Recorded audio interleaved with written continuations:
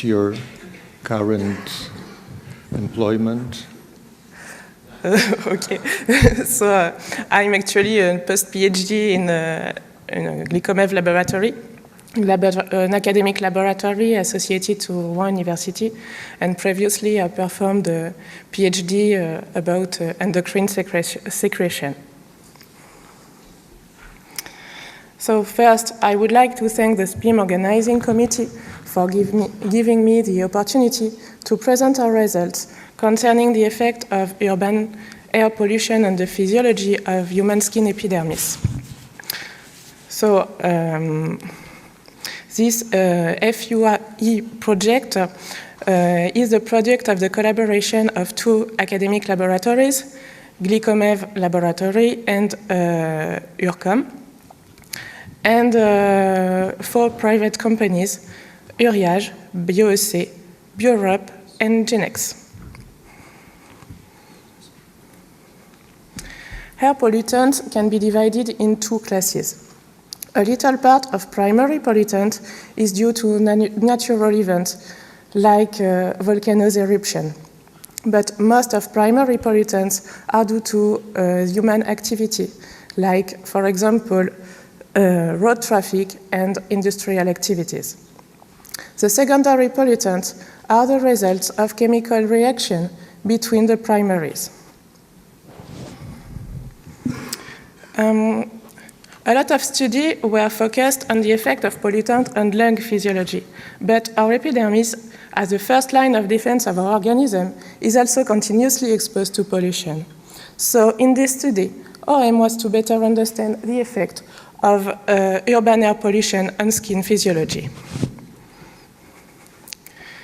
If we consider the number of abstracts correlated with pollutant and skin in PubMed database, we observe that only 183 abstracts are available. So our knowledge about pollutants' effect on skins remains limited. Most of previous studies were focused on the effect of only one independent pollutant. So, I'm sorry, I think there is a problem. Okay, so in the study, our aim was to mimic pollutant exposure as close as possible to the reality. So the first challenge was to develop a model which mimics this reality.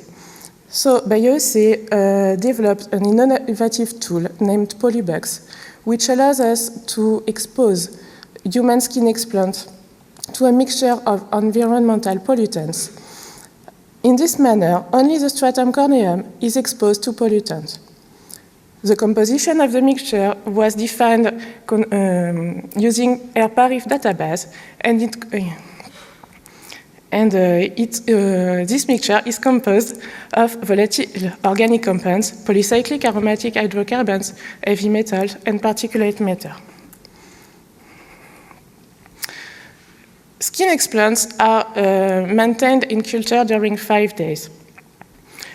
The treatment, the pollutant exposure is performed during 90 minutes, and then analyses are performed 1 or 2 days after the exposure. In this talk, I will present you a transcriptomic approach and then a microscopic analysis. So first, I will begin with the transcriptomic analysis. Genex laboratory performed a microarray analysis of whole skin explants, and they used total RNA to this study. They showed a significant modulation of expression of detoxifying enzyme genes and the activation of AHR and NRF2 pathways after pollutant exposure. So we decided to focus our attention on 13 genes for the continuation of the study. This scheme presents the gene we decided to study.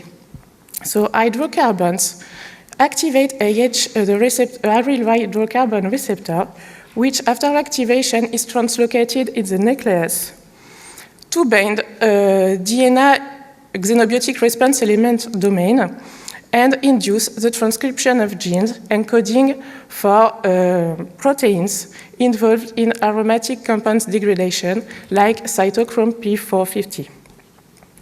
This degradation enhances reactive oxygen species production, which activate NRF2.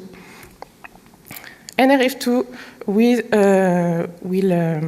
be phosphorylated by several kinases and translocated in the nucleus to induce the transcription of genes encoding for proteins involved in ROS elimination and toxic compounds elimination. The red circles represent the gene we decided to study.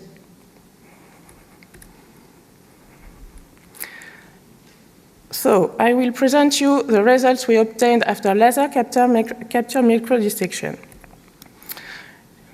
As I said previously, GenX identified 13 genes we decided to focus on, we decided to study.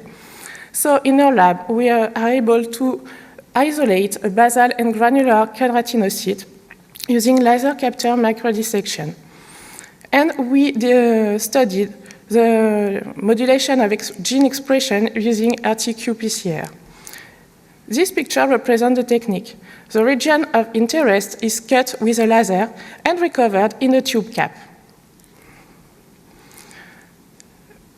After qPCR analysis, we didn't show any significant modulation of gene expression in stratum basal, whereas we showed a significant overexpression of CYP1B1, HMOX1, UGT1A6 and UGT1A8 in stratum granulosum enriched fraction. So the pollutant exposure is able to induce a significant overexpression of CYP1B1, HMOX, UGT1A6 and UGT1A8 in stratum granulosum enriched fractions. To confirm this data, we decided to study at the protein level, the effect of pollutant exposure at the protein level, and we performed some immunolabeling experiment.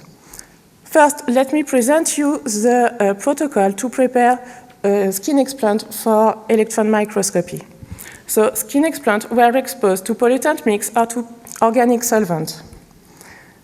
Then they were cryo-prepared after embedding, and ultra-thin section allows us to perform immunogold to detect the AHR localization.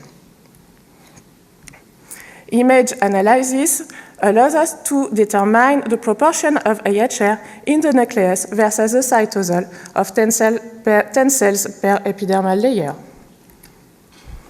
This is a typical picture we can obtain after electron microscopic observation.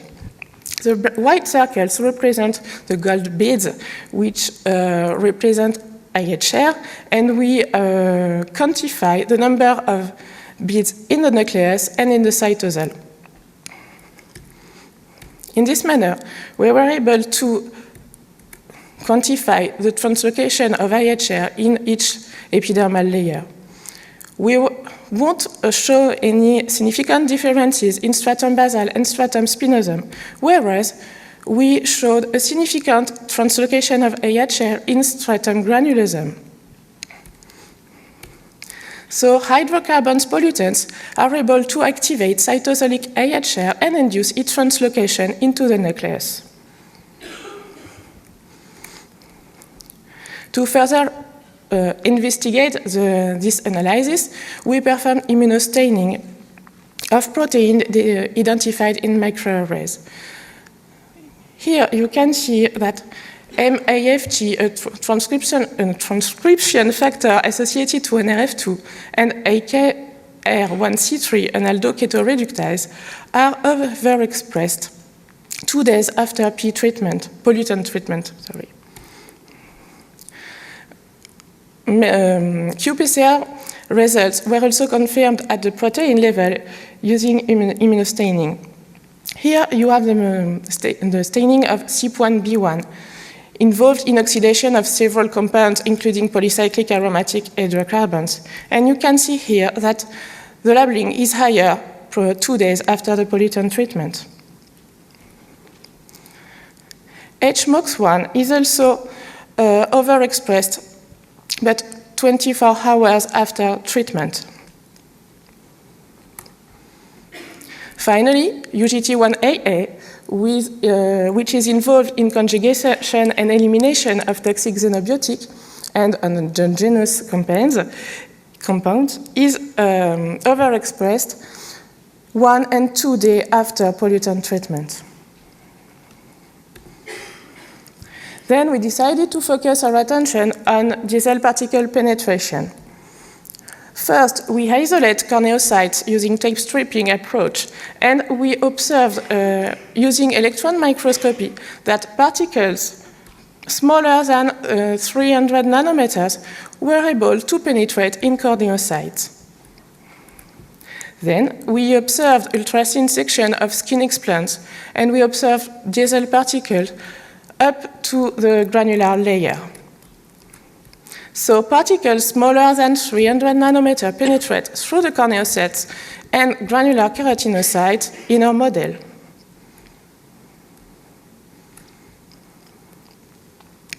Since Genex laboratory put in light an alteration of the barrier function of skin after pollutant exposure, we decided to focus our attention on lipid distribution in cell. So I will present you preliminary results we obtained concerning this lipid distribution.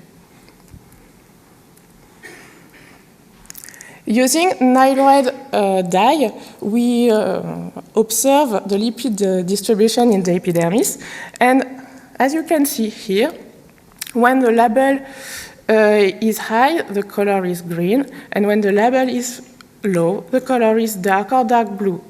And after pollutant exposure, we observe a lipid reorganization, an alteration of lipid distribution. Using line scan analysis, we were able to show that this reorganization was significant at the stratum granulosum. To better understand this process, we observed lamellar bodies because we thought that this lipid reorganization could be due to an alteration of lamellar body secretion.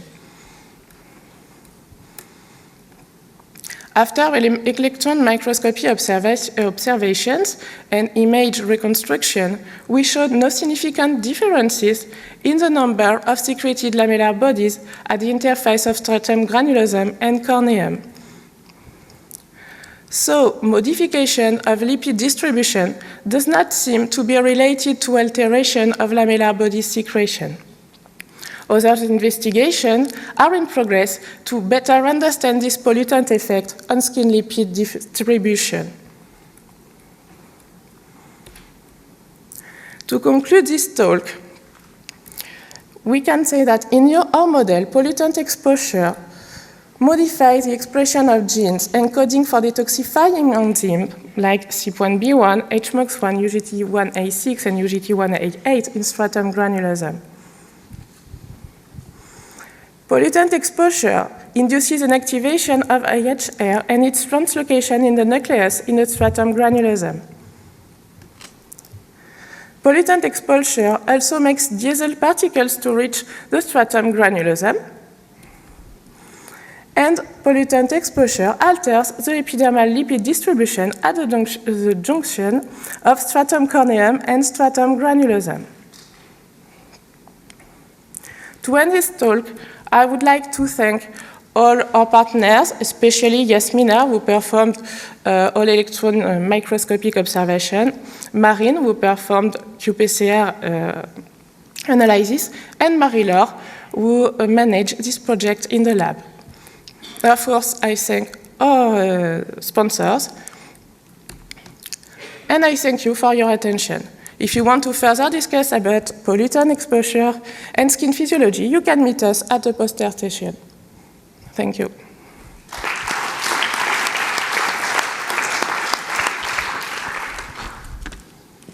Thank you very much. Do you have any questions? Yes, please. Over there. On the other side.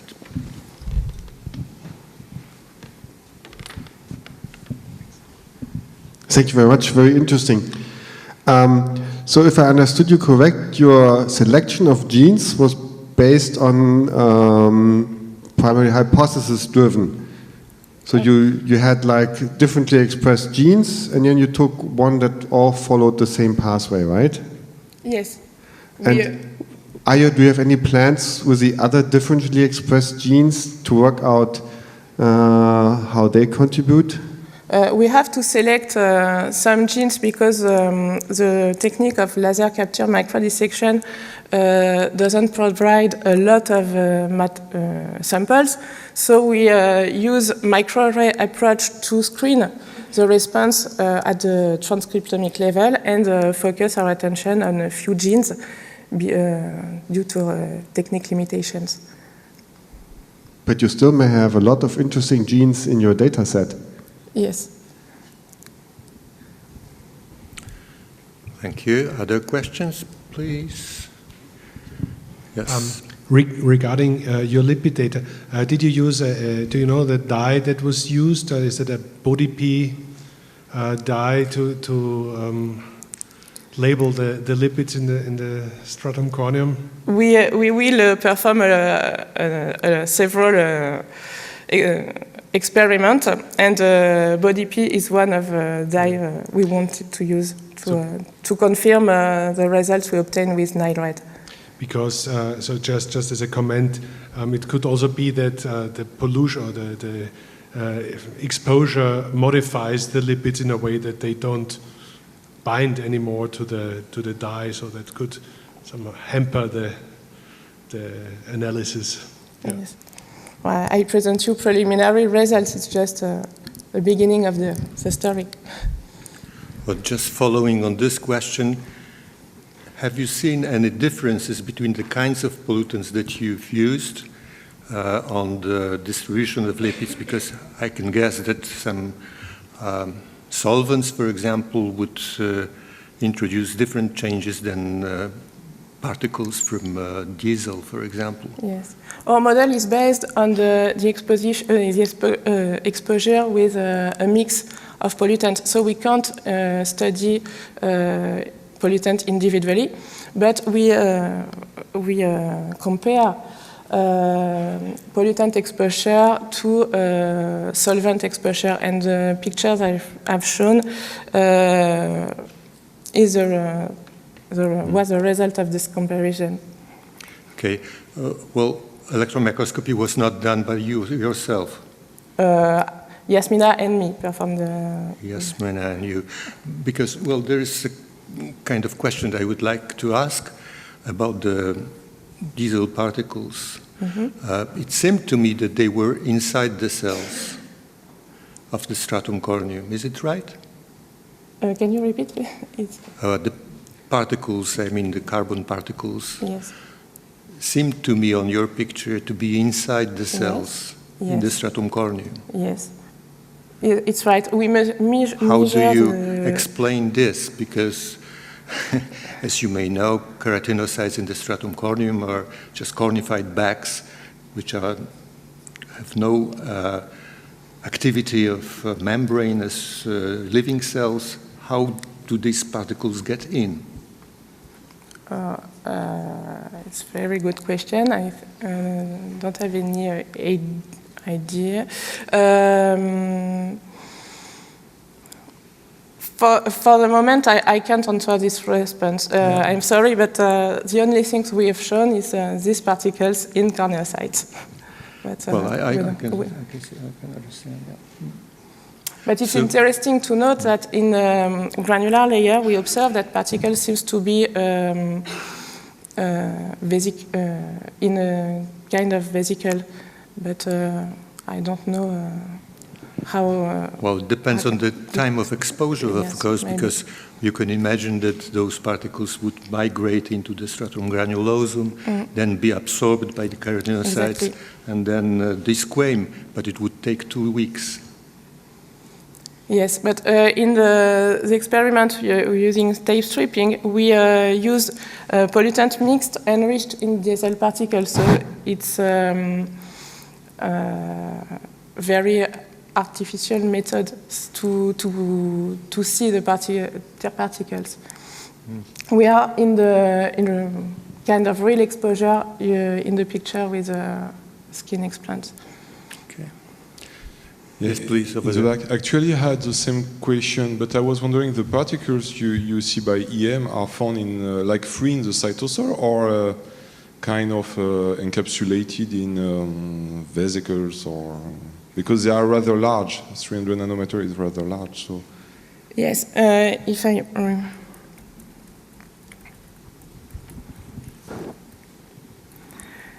Here you can see the particles in the corneocytes, and we can't see any vesicles. So, but here in the skin explants section, we can see a kind of membrane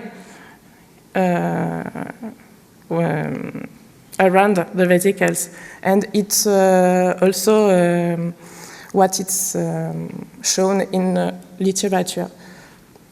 So I don't know if I answer your question. Just thank you for your talk. So, do you know the medium size of your particles? I don't know the medium size, but I know that particles smaller than 300 nanometers were able to penetrate the corneocytes. Do you think that it could cross against the membrane through any kind of transporter of channel or any kind like that that could explain and could reconciliate everyone around the table for the discussion about the absorption of your particles? Yes, of course. I don't know the size of molecules which can... Or specific transporter or something like that. I think that you could check that, because so you probably get so much this kind of question in the future. Okay, thank you. Well, thank you very much for your talk. And I call